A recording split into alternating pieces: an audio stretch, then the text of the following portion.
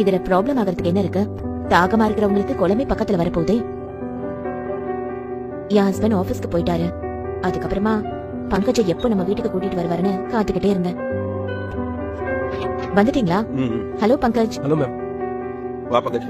வாங்க, இந்த ரூம்ல உங்க திங்ஸ் எல்லாம் வச்சிருங்க. ரீட்டா, நீ போய் அவனுக்கு ஹெல்ப் பண்ணு. நான் போய் ரெஃப்ரெஷ் ஆயிட்டு வரேன். சரி. பங்கஜ். மேம். உங்களுக்கு வேணும்னா இந்த கபோர்ட் யூஸ் பண்ணிக்கலாம். Okay ma'am. அப்புறம் மேம் வாஷ்ரூம் எங்க இருக்கு? வாஷ்ரூம் அந்த பக்கம் இருக்கு. ஓகே. ஒருவேளை உனக்கு வேணும்னா என்னோட வாஷ்ரூம் கூட யூஸ் பண்ணிக்கலாம். இல்ல மேம், நான் இந்த வாஷ்ரூமே யூஸ் பண்ணிக்கிறேன். நான் இப்போ குளிச்சிட்டு வந்தேன். ஓகே, நான் அப்புறமா வரேன்.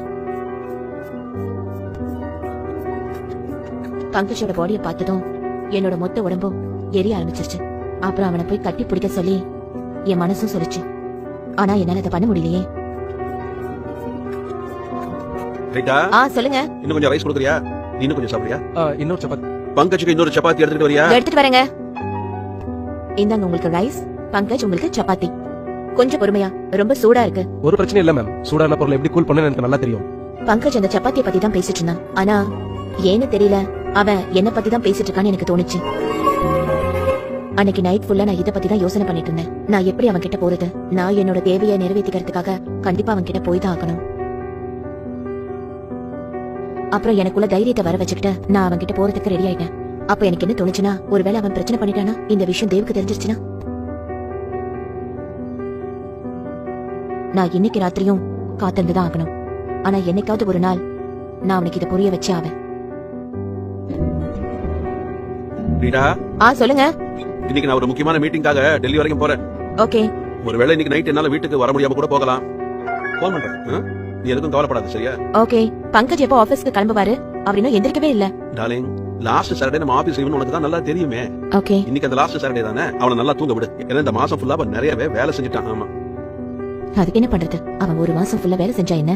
உண்மையான வேலைய அவன் இப்பதானே செஞ்சாகணும். தேவ் போனதுக்கு அப்புறமா நான் வெயிட் பண்ண ஆரம்பிச்சேன்.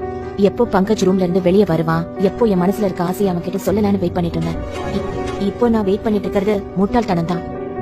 அவன் தான் ரொம்ப ஆழ்ந்து தூக்கத்துல இருக்கானே.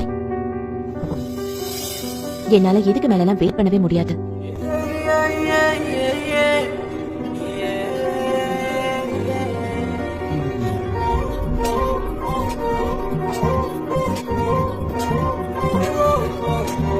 பங்கஜ், எழுந்துரு. இன்னும் எவ்வளவு நேரம் தான் தூங்குவேன்? சூரியனே வெளியே வந்துருச்சு பாரு. இன்னைக்கு லீவ் தானே மேடம். சீக்கிரமா எழுந்து என்ன பண்ண போறேன்? எழுந்துரு. பண்ண வேண்டிய வேலை நிறைய இருக்கு. சரி, ஓகே. நான் ஃப்ரெஷ் ஆயிட்டு வரேன்.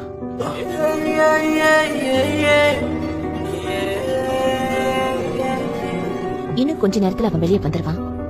ஆனா எனக்கு ஒண்ணுமே புரிய மாட்டேங்குதே. நான் எங்க இருந்து விஷயத்தை ஆரம்பிக்கிறது? மேடம், என்னாச்சு?